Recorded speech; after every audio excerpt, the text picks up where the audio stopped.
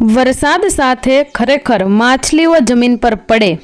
જાણો આવી ઘટનાઓનું શું છે સત્ય. તમે ચોમાસા દરમિયાન ઘણી વખત એવા અહેવાલો જોયા હશે જેમાં આકાશમાંથી વરસાદ સાથે માછલીઓ પડવાની વાત હોય છે. આવા અહેવાલો ઘણા સવાલ ઊભા કરે છે. હકીકતમાં આ માનવામાં આવે એવી વાત નથી, પરંતુ તેની પાછળના કેટલાક તર્કો આવી ઘટનાને સાચી માને છે. તમને જાણીને નવાઈ લાગશે કે માછલીઓ આકાશમાંથી જમીન પર પડે છે તે વાત સાચી છે, પરંતુ મોટાભાગના લોકો તેને ભગવાનનો ચમત્કાર કહે છે. જો કે આ ઘટના હવામાનને કારણે થાય છે અને વૈજ્ઞાનિકો આ મતે આવી ઘટનાઓ વોટર કોલમ કે ટોર્નેડોના કારણે બને છે. જ્યારે ટોર્નેડો સમુદ્રની નજીકથી પસાર થાય છે અથવા દરિયાની સપાટીને પાર કરે છે ત્યારે આવી સ્થિતિ ગંભીર જળ વાવાઝોડામાં ફેરવાઈ જાય છે. માછલી, દેડકા, કાચબા, કરચલા જેવા પ્રાણીઓ પાણીની સપાટી પર અથવા સમુદ્રની નજીક હોય છે તે પવન સાથે વહી આવે છે. જેમ ટોર્નેડો હલકી વસ્તુઓને આકાશમાં લઈ જાય છે તેવી જ રીતે આ ટોર્નેડો પણ પાણીની સપાટી પર સક્રિય હોય છે.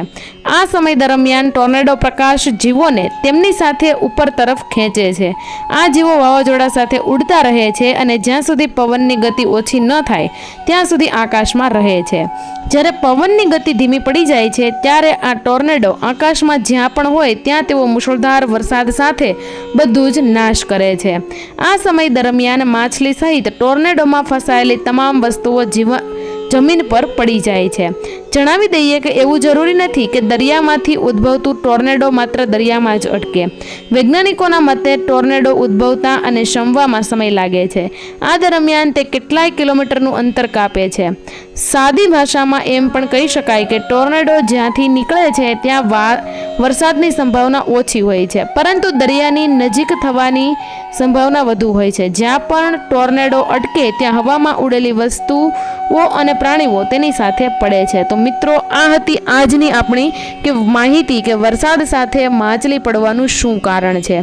તો મિત્રો, આવી જ અવનવી માહિતી મેળવવા માટે અમારી ચેનલને સબસ્ક્રાઇબ કરી લો અને જો આ માહિતી તમને પસંદ આવી હોય તો વિડીયોને લાઇક કરી તમારા મિત્રો અને પરિવારજનો સાથે અવશ્ય શેર કરો.